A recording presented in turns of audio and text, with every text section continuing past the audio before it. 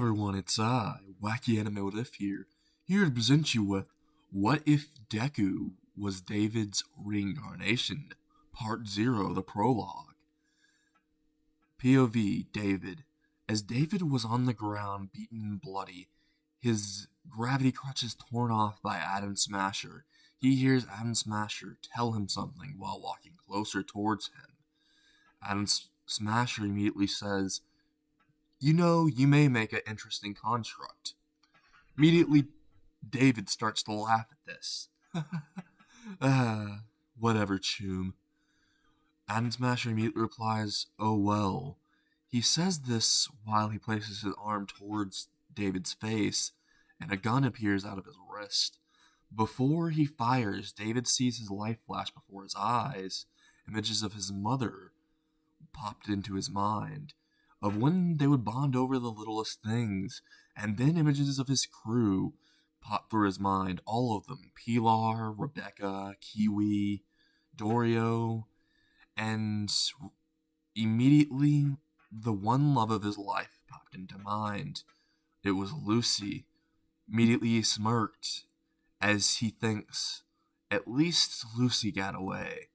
Then the last thing David hears is a loud bang, or at least this was supposed to be the last thing he was supposed to be hearing. POV, Azuku. Currently I'm on the top of the building All Might left me on, or should I call him Toshinori Yagi, aka my father, left me on. He told me I couldn't be a hero just like everyone else, is just because I'm quirkless. As I walk closer to the edge, I remember what my former friends and sister told me as the voices start to ring in my head, whispering ever so gently into my ear. You cannot be a hero. Realize it.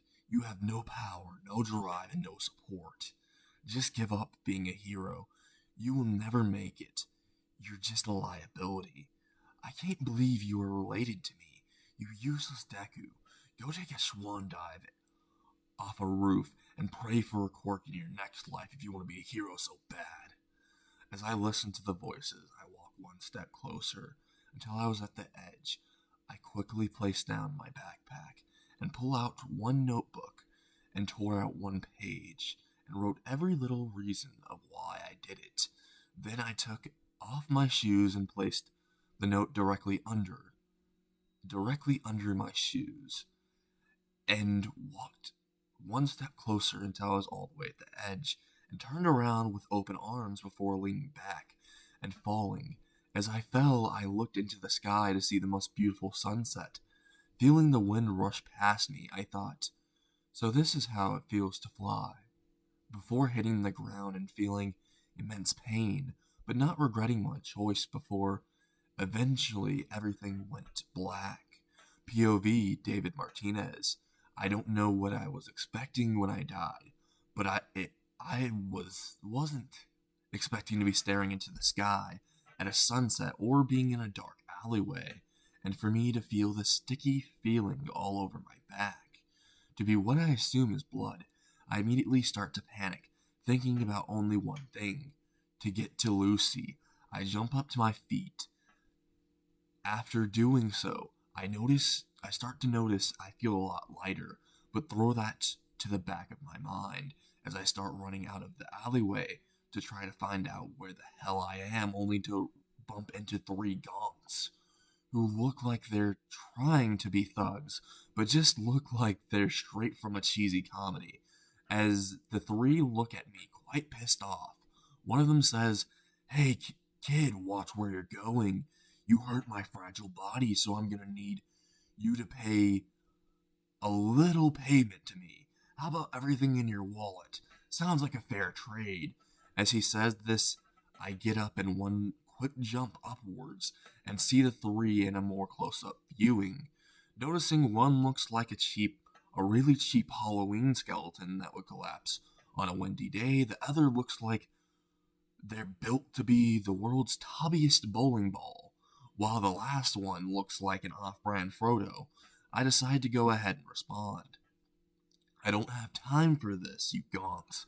Get out of the way before I make one of you the world's tubbiest ping pong ball, and the other one, honestly, I don't even want to touch. You Jack Skellington ripoff.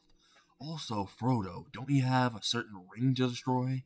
As I said the last part, the short Frodo ripoff immediately said, "Hey, my name is not Frodo, it's Before he could finish, David ended up saying something to interrupt him. "Hey, do you hear that?" Immediately stops talking to listen, only to say, "I don't hear anything." As he says this, David immediately looks to his side to see a beer bottle. He uses his left leg to kick it up in the air before launching it with his opposite leg immediately towards the short Frodo ripoff, hitting him square in the head before saying exactly. As I said this, the two remaining thugs both looked pissed off at me. All of a sudden, Tubby ran towards me, then straight up did something I did not expect. Actually started rolling towards me. I immediately screamed out in surprise, "What the fuck?" before trying to dodge to the left with my Sandevistan, which worked but felt a whole lot different. More smooth, to be honest, actually, and less of a strain on my body. As I sidestepped to the left, I saw Tubby rolling beside me. I glanced to the right of him and saw an open dumpster, so I kicked his left side just enough to change his momentum towards it. Then I deactivated my Sandevistan and saw him start to roll towards the dumpster, only to crash into the side, proceed to bounce into the air, and land directly into the dumpster. And then the dumpster proceeded to close. As this happened, I raised my arms into the air while saying, "Scored!" Then I turned to the Jack Skellington motherfucker, only to see 5 knives heading towards me. I instinctively activated my Sandevistan and sidestepped to the right, not before grabbing 2 of the knives and throwing one at the stick figure built man's left knee before blitzing him as fast as possible, grabbing his face and slamming him into the ground.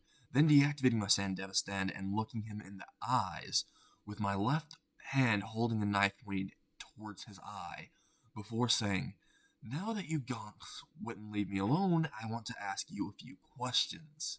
Immediately the thug shivered as he swore he saw a yellow glint in his green eyes. He immediately answered every question he had before watching him walk out of the alleyway, before muttering, "That was one crazy kid. He didn't even flinch while doing all of that. He was so fast. Must have been a speed quirk." Then he saw the kid stop directly out of the alleyway and look behind him merely to say 5 words towards him. "Nah, I'm just built different." That is all for the prologue. I hope you all enjoyed. And if you did, make sure you smash that subscribe button. Make sure you absolutely dominate that like button. And goodbye, everyone.